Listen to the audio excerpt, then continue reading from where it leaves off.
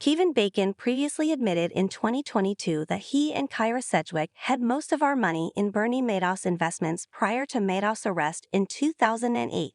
Kevin Bacon is commenting on the impact Bernie Madoff's Ponzi scheme had on him and wife Kyra Sedgwick.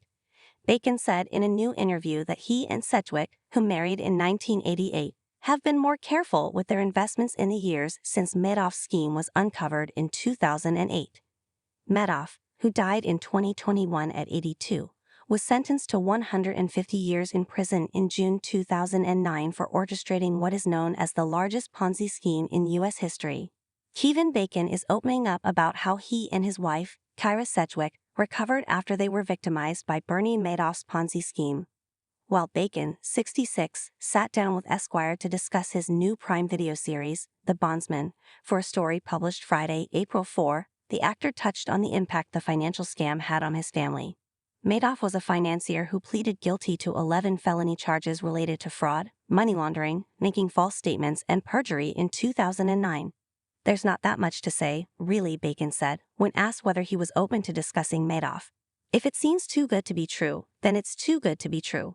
When the interviewer noted that he and Sedgwick, 59, do not appear too jaded from the experience, the actor responded, "No, not jaded. More careful. But not jaded. I go to this gym. It has a few machines and only a handful of people there at any given time. There's no showers, it's very bare bones," he added. "But there's a leg press machine. A leg press can be brutal.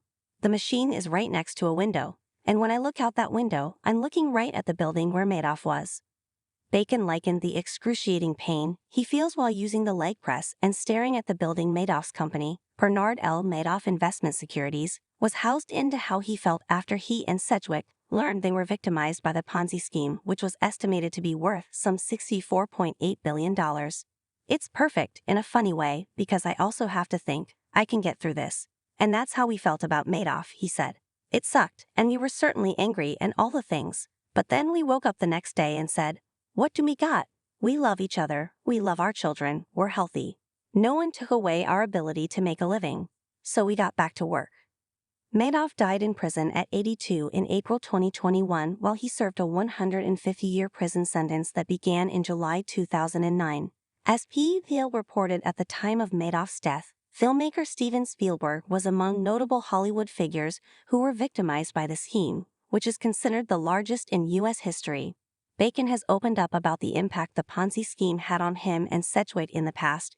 He admitted during a 2022 appearance on the Smartless podcast that he and Sedgwick had most of our money in Madoff, though he did not mention an exact figure. "There's obvious life lessons there. If something is too good to be true, it's too good to be true," he said at that time. Bacon's series The Bondsman is now streaming on Prime Video.